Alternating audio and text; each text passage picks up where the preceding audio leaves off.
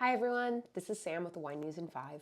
Before I get to global news, a quick reminder that on March 22nd, Richard is hosting a tasting of mature Margaret River wines in Tokyo. There are still a few tickets left, so if you're interested, I highly recommend grabbing those. On to the news. Today I'll give you an update on flooding in Bordeaux and Victoria before discussing Champagne's emission reductions, the plight of two cooperatives in the Pyrénées-Orientales, Jackson family's recent closure and acquisition, gold mining in Victoria, and the start of harvest in New Zealand and Australia. First up, an update on flooding in Bordeaux and Victoria.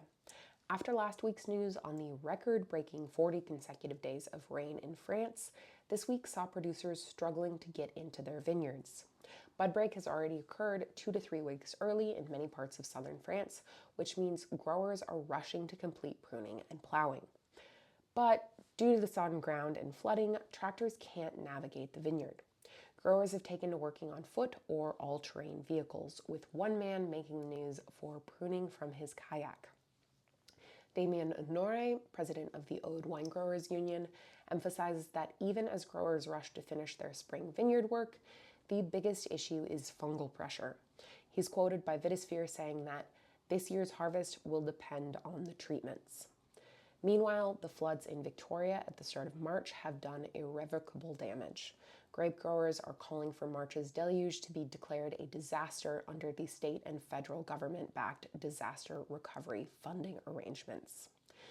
A disaster declaration by the Victorian government would mean relief funding, though likely not enough to cover producer costs for the season. On to Champagne's emission reductions. In 2003, Champagne was the first wine region to assess its carbon footprint, finding that the industry emitted 785,000 tons of CO2 annually. In 2005, the Comité Champagne set a goal to reduce that level by 25% by 2025. In January, Ventura announced that the Comité had accomplished their goal, achieving a 27% reduction since 2003 to 580,000 tons. The Comité now aims to achieve net zero by 2050. Next, the plight of two cooperatives in the Pyrénées-Orientales. Thank you to news listener Celine Favot for sending this piece of news my way. Two major cooperatives in the Pyrénées-Orientales, the Groupement Interproducteur Collioure Banyuls, the GICB, representing 350 growers and accounting for more than 40% of the region's production, and Arnaud de Villeneuve in Rivesaltes, representing 170 growers, both entered administration in early January due to an inability to meet debt obligations. These cooperatives represent 20% of the department's wine production. Head of the GICB, Laurent Beretta, told Vitisphere, "As a cooperative, the GICB is dead. The debt's too heavy." The GICB has accumulated 21 million euros in debt over the last 25 years. The debt of Arnaud de Villeneuve remains unpublished. In both cases, a decline in consumption has resulted in a costly underutilization of winery space. In the case of the GICB, this was costing the cooperative €500,000 annually. On to Jackson family's recent closure and acquisition.